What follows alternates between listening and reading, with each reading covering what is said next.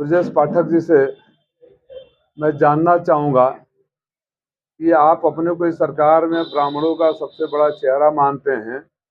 जिस दिन आदरणीय महेंद्र पांडे जी कैबिनेट मंत्री वरिष्ठ नेता को मंच से मां बहन की गाली दी गई, उस दिन आप खामोशी से ताली क्यों बजा रहे थे? जिस दिन मंच से भारतीय जनता पार्टी के कार्यकर्ताओं को, जब मैं बात करता हूं तो कार्यकर्ताओं में समाज के सभी वर्ग के लोग आ जाते हैं, हर जात बिरादरी के लोग आ जाते हैं, वो दौड़ाकर माँ की गाली देकर, वो वीडियो आप लोगों के पास भी होगा, किसी के पास नहीं होगा तो कहिए मैं दे दूं, होगा ही, निश्चित रूप से होगा। माँ बहन की गाली देकर कहा गया कि इनको दौड़ाकर जूते मारो। उस दिन भी आदरणीय ब्रजेश पाठक जी आप चुप रहे। और तो और मैं, वो तो खैर आपके पार्टी का मामला है, इंटरनल पॉलिटिक्स में आप क्यों खामोश रहे जब आदरणीय जोगी जी को के बारे में अपशब्द कहे गए, मोदी जी शाह जी के बारे में अपशब्द कहे गए, ऐसे अपशब्द जो संसदीय कभी हो ही नहीं सकते। तब न सिर्फ आप खामोश रहे बल्कि इतने खुश हुए पाठक जी, आप इतने खुश हुए कि ओम प्रकाश राजभर जी को पकड़ के पैरों में लोट लोट के भारतीय जनता पार्टी में लेकर चले आए। दिल उतने से भी नहीं भरा। आपने ठान लिया कि सारे वरिष्ठ नेताओं को अपमानित किया है, खाली मुझे ही नहीं गाली दिया है। अरे पांडे तो आप भी हो, पाठक तो आप भी हो, मुझे ही गाली नहीं दिया है। इसलिए जब तक आपने उनको मंत्री नहीं बनवा लिया, आप चैन से नहीं बैठे। ब्रजेश पाठक जी, आपने उनसे माफी तब क्यों नहीं मंगवाया जब आप भाजपा में लेकर आए? भाजपा में लेकर आते समय माफी मंगवा लिए होते। अरे वो भारतीय जनता पार्टी के कार्यकर्ताओं से माफी मांग लिए होते तो हम सारे समझ गए होते, माफी मांग लिए क्योंकि समाज के सारे वर्गों का था।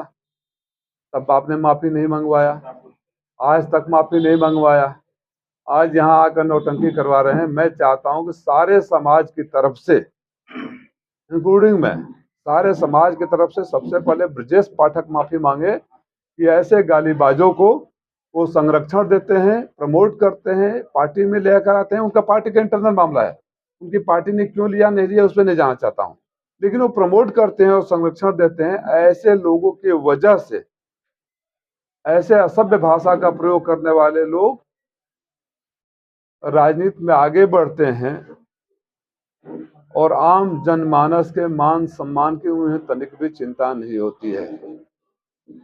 मेरे साथ ननकू राजभर जी हैं, हमारे पार्टी के प्रदेश सचिव हैं।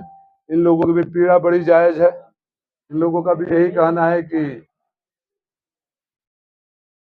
उन्होंने कर्म ही ऐसा किया कि सबके पैरों में गिरकर माफी मांगना पड़ा और इससे इनके समाज का अपमान हुआ है। तो जो इंसान समाज के हर वर्ग को अपमानित करता है, और वो पुत्र जी कुछ दिन पहले आप ही पत्रकार मित्रों के सामने जब एक सवाल के जवाब में बोल रहे थे कि आदमी की पहचान उसके कर्म से होती है, तो हे महत्वाकांक्षी पुत्र, माननीय मंत्री जी के पुत्र, यही आपके कर्म है जो लोग देख रहे हैं कि आज वोट के लिए, एक अपनी सीट जीतने के लिए कभी गाली देते हो, कभी पैरों में लौट जाते हो, कभी जिसको गाली देते हो उसी के पैरों में लौट जाते हो। तो आप चाहते हो कि जब मन करे गाली दे दे, जब मन करे पैरों में लौट जाए और आपको लोग वोट दे दें। तो याद रखिएगा, आप 17 में बांसडीह से लड़े थे, लोग हरा कर भेज दिए, आप लौट कर नहीं गए। 22 में बनारस से लड़े थे, वहां से कुटाई और पिटाई दोनों हो गई, भाग के चले आए। 24 में यहाँ आए हो। ये हार की हैट्रिक के साथ ही आपकी जिंदगी का आखिरी चुनाव होगा।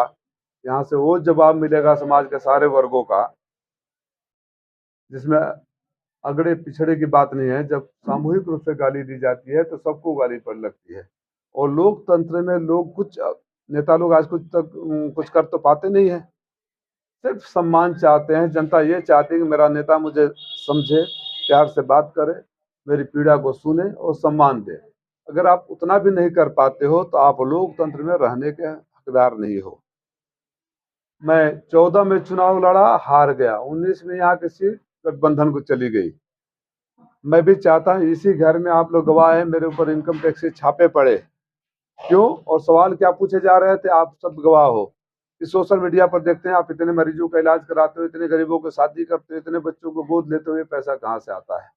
और मैंने आप सबसे कहा था, आप सब गवाह है, मैं कोई राजनीतिक भाषण नहीं दे रहा हूँ, कि अगर मुझ पर इस बात के लिए दबाव इतना है तो मैं आप सबके सामने और चालू ना करूँगा। और उसके तत्काल बाद जितनी भी मुश्किलें आई, ये घोसी की धरती पर मैं खड़ा रहा। न तो मैं क्षेत्र बदला, न तो मैं पार्टी बदला, न तो अपने सेवा भाव वाले विचार बदले।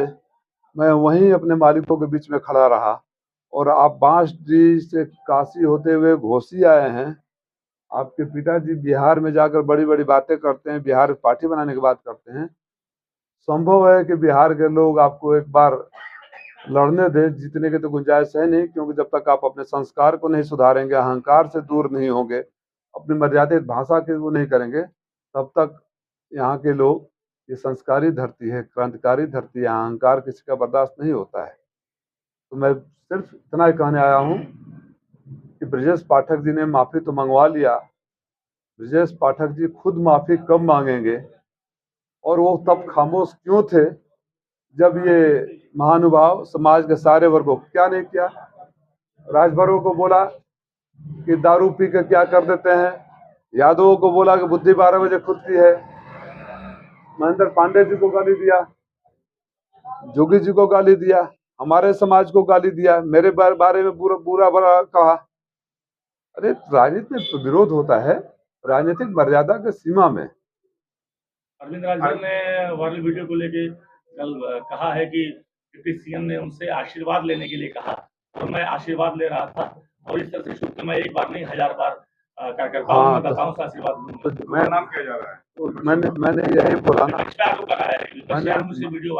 मैं विपक्ष तो वहाँ था नहीं, विपक्ष तो वहाँ था नहीं। तो आप ये कहना चाहते हैं कि हम गाली तो देंगे, लेकिन इसको माफी मत समझना, जरूरत पड़ेगी तो फिर गाली देंगे, और जिता दोगे तो पता ना क्या क्या आपके साथ करेंगे। मतलब ये है अहंकार। देखो ये चरित्र में होता है। अगर अंदर आपके अंदर अहंकार और क्या बोलते हैं थैंकलेस नेचर जिसका हो, जिसका किसी का आसान न माने, वो लोग ऐसी ही हरकतें करते हैं, और ये किसी के नहीं होते हैं। समाज के सभी वर्गों को समझना पड़ेगा।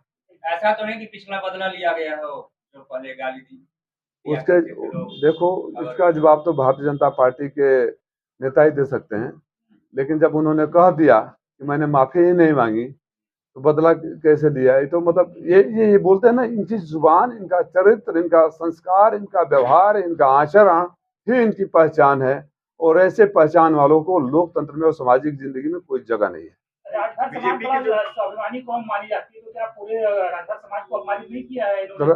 नंदकुमार राजभर जी बैठे हैं, सवालों को जवाब देंगे। आप प्रदेश सचिव हैं। राजभर समाज के लिए